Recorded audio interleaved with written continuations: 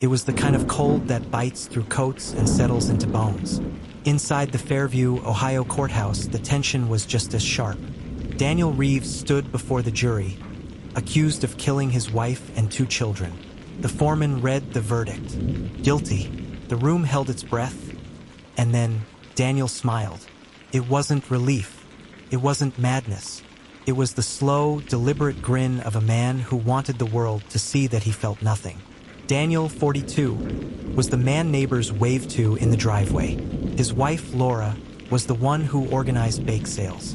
Their kids, Grace, 12, and Ethan, 8, were inseparable, walking to school together every morning, riding bikes in the cul-de-sac. But the picture-perfect life had cracks. Daniel's construction business was collapsing. He was drowning in gambling debt. The marriage was fraying. Laura confided to friends she was thinking about leaving. In the weeks before November 14th, Daniel's behavior shifted. He seemed oddly upbeat, talking vaguely about starting over. He took out new life insurance policies on Laura and the children, worth nearly $500,000.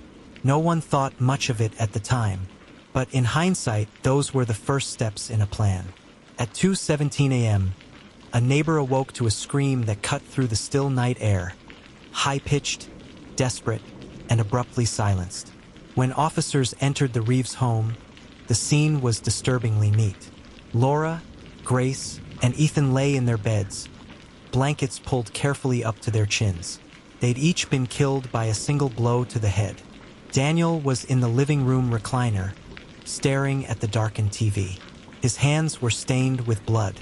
When an officer asked what happened, Daniel looked up and said, almost calmly, "It's over now." At first, police considered a home invasion, but there was no forced entry. Nothing had been stolen.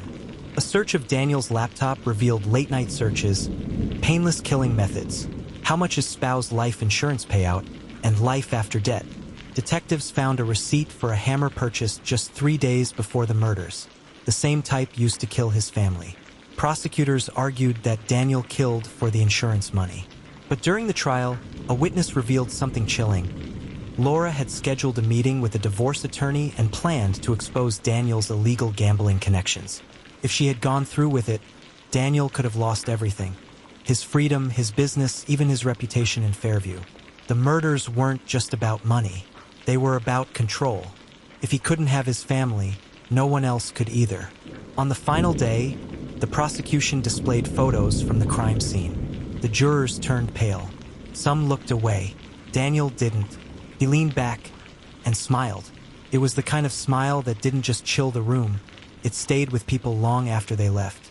The jury deliberated for just 4 hours before finding him guilty on all counts.